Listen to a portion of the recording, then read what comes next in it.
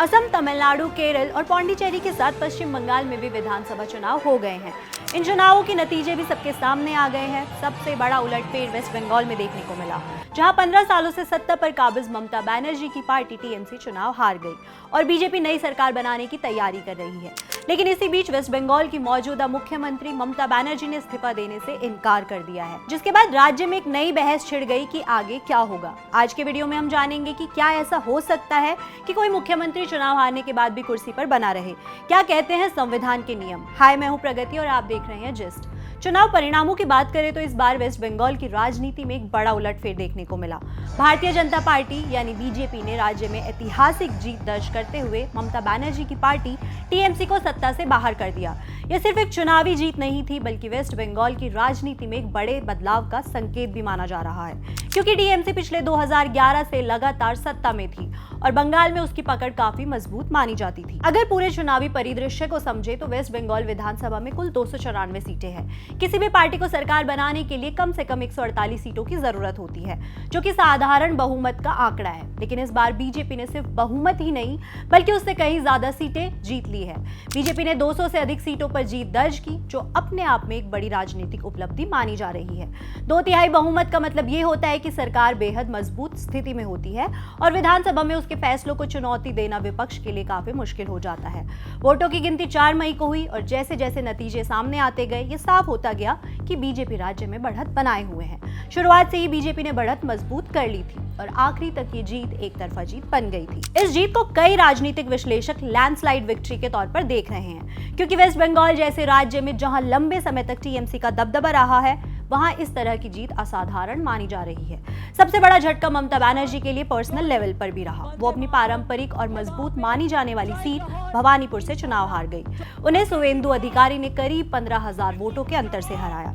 यह हार इसलिए भी महत्वपूर्ण मानी जा रही है क्योंकि भवानीपुर सीट को ममता बनर्जी का गढ़ माना जाता था और मुख्यमंत्री की हार पार्टी के लिए सबसे बड़ा झटका है। सुवेंदु अधिकारी पहले खुद टीएमसी में ही बड़े नेता रह चुके हैं और बाद में बीजेपी में शामिल हुए थे, इसलिए मुकाबला सिर्फ 2 उम्मीदवारों के बीच नहीं था, बल्कि एक तरह से टीएमसी के अंदरूनी राजनीतिक संघर्ष के तौर पर देखा गया। चुनाव के नतीजों के बाद आमतौर पर यह उम्मीद की जाती है कि हारने वाली पार्टी के मुख्यमंत्री और कैबिनेट सत्ता छोड़ दे और नई सरकार के गठन की प्रक्रिया शुरू हो जाए, लेकिन इस बार ऐसा नहीं हुआ। वेस्ट बंगाल में नई सरकार के गठन की प्रक्रिया तेज हुई और 9 मई को नए मुख्यमंत्री के शपथ ग्रहण की तैयारी चल रही है। लेकिन इसी बीच ममता बनर्जी ने इस्तीफा देने से इनकार कर दिया। हालांकि उनका मौजूदा कार्यकाल 7 मई को खत्म हो रहा है। ऐसे में संवैधानिक रूप से ट्रांसफर ऑफ पावर की प्रक्रिया शुरू होनी चाहिए। बावजूद इसके उनका पद छोड़ने से मना करना इस पूरे मामले को और ज्यादा पेचीदा और संवैधानिक रूप से गंभीर बना रहा है। ममता बनर्जी ने साफ तौर पर कहा कि वो इन नतीजों को स्वीकार नहीं करती और इस्तीफा नहीं देगी। उन्होंने दावा किया कि उनकी पार्टी वास्तव में नहीं हारी है, बल्कि चुनाव प्रक्रिया में गड़बड़ी हुई है। ममता बनर्जी ने आरोप लगाया कि करीब 100 सीटें उनकी पार्टी से जबरन छीनी गई और चुनाव निष्पक्ष तरीके से नहीं कराए गए। उन्होंने इलेक्शन कमीशन ऑफ इंडिया पर पक्षपात का आरोप लगाया और कहा कि पूरी प्रक्रिया निष्पक्ष नहीं थी। हालांकि उन्होंने अपने इन आरोपों के समर्थन में कोई ठोस सबूत सार्वजनिक रूप से पेश नहीं किए। আমি কি রেজিগনেশন দিতে হবে? No, not that. Now also I want to say that we didn't lose the election. It is their forceful attempt to defeat us. Officially they may, through election commission, can defeat us. But morally I am telling you that we won the election. उन्होंने ये भी कहा कि counting के दौरान उनकी party प्रतिनिधियों के साथ गलत व्यवहार किया गया और उन्हें कई जगहों पर ठीक से काम नहीं करने दिया गया। ममता का दावा है कि उनके साथ बूथ पर मारपीट हुई है। दूसरी तरफ बीजेपी इन आरोपों को सिरे से खारिज कर रही है और कह रही है कि ये जनता ने स्पष्ट जनादेश दिया है। पार्टी का कहना है कि ये जीत वेस्ट बंगाल के लोगों की इच्छा का परिणाम है और अब सरकार बनाने का अधिकार उन्हें मिलना चाहिए। अब इस फंसे हुए पेच को लेकर संविधान क्या कहता है, इसे बिल्कुल आसान भाषा में समझते हैं। भारत में किसी भी राज्य का मुख्यमंत्री तभी तक कुर्सी पर रह सकता है जब तक उसके पास विधानसभा में बहुमत यानी मेजॉरिटी हो। बहुमत का सीधा मतलब है विधानसभा के आधे से ज्यादा विधायक उस मुख्यमंत्री और उसकी सरकार के साथ हो।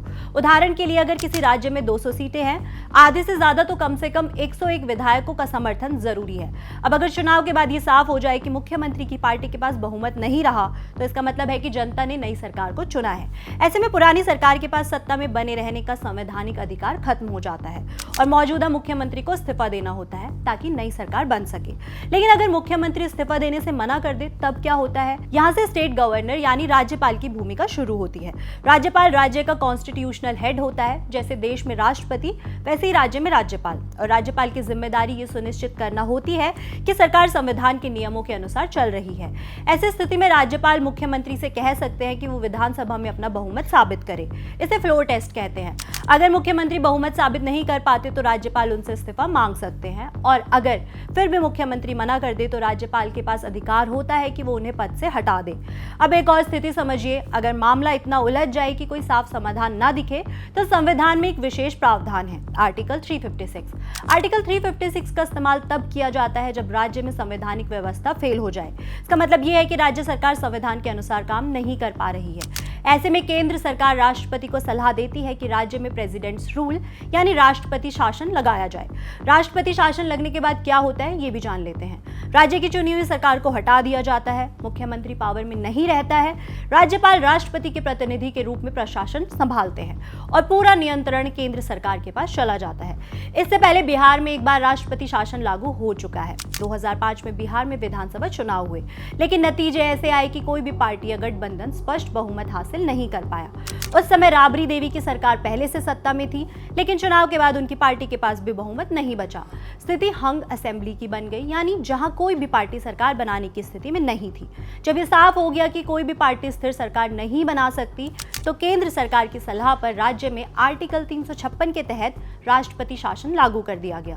इसका मतलब ये था कि राज्य की चुनी हुई सरकार को हटा दिया गया और प्रशासन सीधे केंद्र के नियंत्रण में चला गया। ये एक तरह का अस्थायी समाधान था। कुछ समय बाद फिर गठबंधन बने और आखिरकार नीतीश कुमार के नेतृत्व में बहुमत साबित हुआ। इसके बाद राष्ट्रपति शासन हटाया गया और नीतीश कुमार की सरकार ने सत्ता संभाली। अब अगर इसकी आज की बंगाल की स्थिति से तुलना करें तो दोनों मामले अलग है।